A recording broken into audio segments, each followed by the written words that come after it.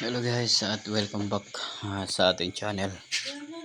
Minsan-minsan na lang tayo makapag-upload. At ito nga pinapakita ko dito yung yung pag i-install nitong solid state relay. Ito yung mga ano lang to, mga mabababang presyo na solid state relay. Kasi nga ito ay naka-install na sa isang incubator pero ayaw talagang mag-function doon. Re-reading ko siya sa aking multimeter pero wala nakukuha maski 220 volts, wala.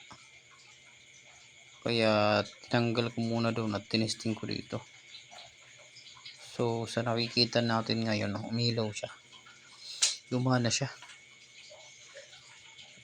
Ibig sabihin nasolve ko na yung isang problema na hindi itong solid state relay yung sira, kaso ayaw nga nitong gumana.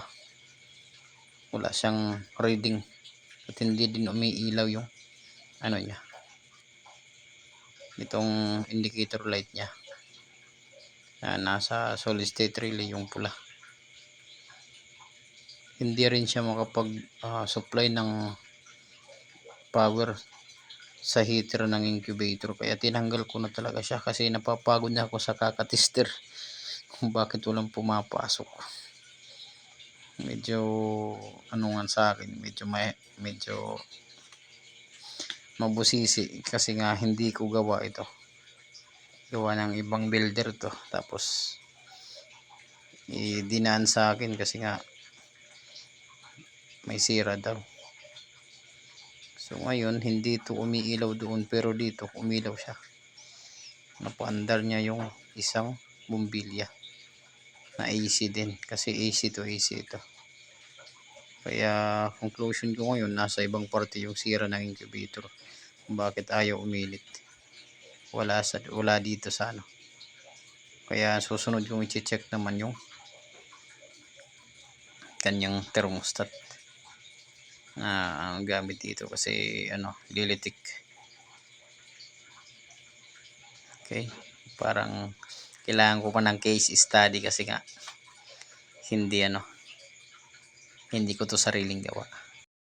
Nga pala guys, ang solid state relay ay nag-function bilang switch.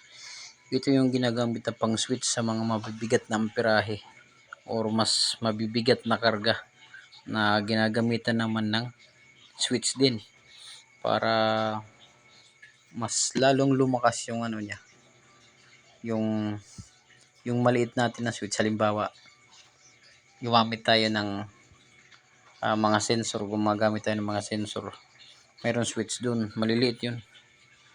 Kaya kailangan natin pang suporta, kadalasan na ginagamit mga solid state relay para makayanan niyang switch on and off yung mga load na nakakarga na siniswitch naman ng mga sensor. Bali pang lang ito, bali pang dagdag lakas, kumbaga para maprotektahan yung switch na maliliit. Kaya itong solid state relay yung sumasalo sa bigat ng karga na niloload. Dito ko siya nakabaklas. Kahit nakaon ng incubator, wala siya nakukuhang voltahe. Tinitester ko, wala pumapasok. Kaya inuna ko munang tingnan tong solid state relay, pero gumana siya sa ilaw. Ayan. Sa single application, ibig sabihin goods pa, umilaw din yung indicator light niya. Ayan. Ayan. So ibig sabihin goods pa siya, baka hindi niya lang kaya dalhin yung mabigat. kasi 25 amperes, nasa 15 amperes lang siguro to. Wala lang akong pang testing sa amperahe, wala akong clamp meter. Okay, pero gumagana siya. Ayan, ayan yung ilaw, ito yung plug. Ayan. So itong nakikita natin dito guys ay isa sa pinakasimpleng pinaka basic na pag i-install ng load dito sa solid state relay. Thank you for watching guys. See you in the next video.